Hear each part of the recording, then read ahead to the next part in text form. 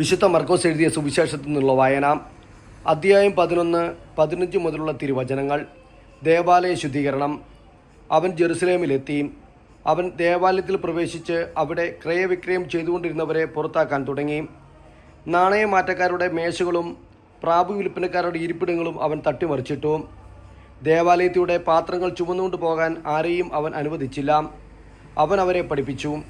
എൻ്റെ ഭവനം എല്ലാ ജനതകൾക്കുമുള്ള പ്രാർത്ഥനാലയം എന്ന് വിളിക്കപ്പെടും എന്ന് എഴുതപ്പെട്ടിട്ടില്ലേ? നിങ്ങൾ അതിനെ കവർച്ചക്കാരുടെ ഗുഹയായി തീർത്തിരിക്കുന്നു. ഇത് കേട്ടപ്പോൾ പ്രധാന പുരോഹിതന്മാരും നിയമജ്ഞരും അവനെ നശിപ്പിക്കാൻ മാർഗം അന്വേഷിച്ചു. കാരണം അവനെ അവർ ഭയപ്പെട്ടു. ജനങ്ങളെല്ലാം അവൻ്റെ പ്രബോധനങ്ങളെക്കുറിച്ച് വിസ്മയിച്ചിരുന്നു. വൈകുന്നേരമായപ്പോൾ അവർ നഗരത്തിനു വെളിയിലേക്ക് പോയി. വിശ്വാസത്തിൻ്റെ ശക്തി. അവർ രാവിലെ അത്തിമരത്തിൻ്റെ സമീപത്തൂടെ കടന്നു പോകുമ്പോൾ അത് സമൂലം ഉണങ്ങിയിരിക്കുന്നത് കണ്ടു. അപ്പോൾ പത്രോസ് അവനെ അനുസ്മരിപ്പിച്ചു, ഗുരു, നോക്കൂ, നീ ശപിച്ച അത്തിമരം ഉണങ്ങിപ്പോയിരിക്കുന്നു. യേശു പ്രതിവചിച്ചു, ദൈവത്തിൽ വിശ്വസിക്കുക.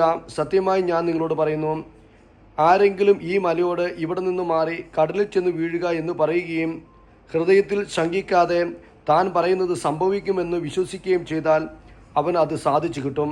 അതിനാൽ ഞാൻ പറയുന്നു, പ്രാർത്ഥിക്കുകയും യാചിക്കുകയും ചെയ്യുന്ന എന്തും ലഭിക്കുമെന്ന് വിശ്വസിക്കുവിൻ, നിങ്ങൾക്ക് ലഭിക്കുക തന്നെ ചെയ്യും. നിങ്ങൾ പ്രാർത്ഥിക്കുമ്പോൾ നിങ്ങൾക്ക് ആരോടെങ്കിലും എന്തെങ്കിലും വിരോധമുണ്ടെങ്കിൽ അത് ക്ഷമിക്കുവിൻ. അപ്പോൾ സ്വർഗത്തിലുള്ള നിങ്ങളുടെ പിതാവ് നിങ്ങളുടെ തെറ്റുകൾ ക്ഷമിക്കും. യേശുവിൻ്റെ അധികാരം. അവൻ വീണ്ടും ജെറുസലേമിൽ വന്നു. അവൻ ദേവാലയത്തിലൂടെ നടക്കുമ്പോൾ പ്രധാന പുരോഹിതന്മാരും നിയമജ്ഞരും ജനപ്രമാണികളും അവൻ്റെ അടുത്തെത്തി.